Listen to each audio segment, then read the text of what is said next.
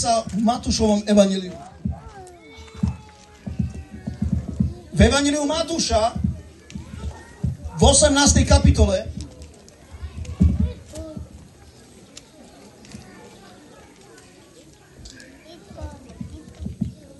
kapitole a pôjdeme od 20. verša, to je taký malý verš, a potom sa posunieme ďalej.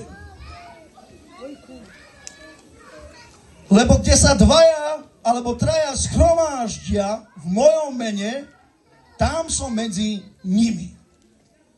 Ježiš povedal, kde sa dvaja alebo traja schromáždia v mojom mene, tam som medzi nimi. My sme sa tu schromáždili, vy ste tu prišli. Ja sa vás pýtam, prečo ste tu prišli? Kvôli komu ste tu? Jak? Kto povedal kvôli Pánovi? Sme tu kvôli Bohu? A sme tu kvôli Bohu, ktorý sa volá Ježiš? Sme tu kvôli jeho menu? A nie sme tu dvaja, traja, sme tu viac. Takže keď písmo hovorí, tam, kde sa zídu dvaja alebo traja v mojom mene, ja som uprostred nich. A my sme sa tu zišli v jeho mene. Je on tu? A prečo tomu veríš, keď ho nevidíš? Prečo tomu veríš, keď to nevidíš? No lebo žijeme vierou. Nemusím vidieť, no presto viem, že on je tu.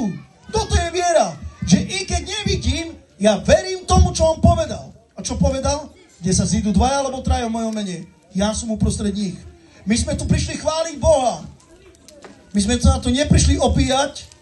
My sme tu prišli chváliť všemohúceho Boha. Tieto pesničky chvály, to nie je len nejaká melódia, nejaké slova. To sú chvály, kedy my vyzdvihujeme to, aký je dobrý Boh. Amen. Vzdaj Pánovi slávu. Boh je dobrý.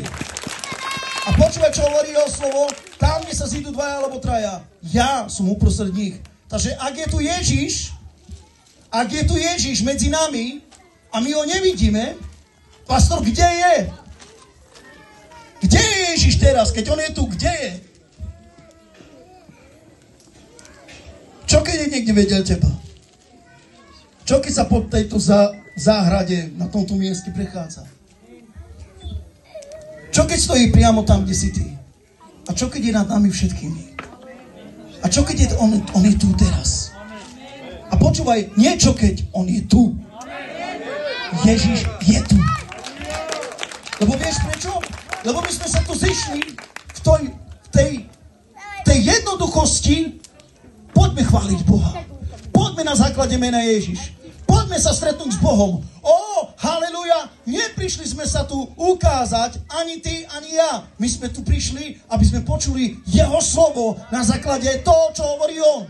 On tu je.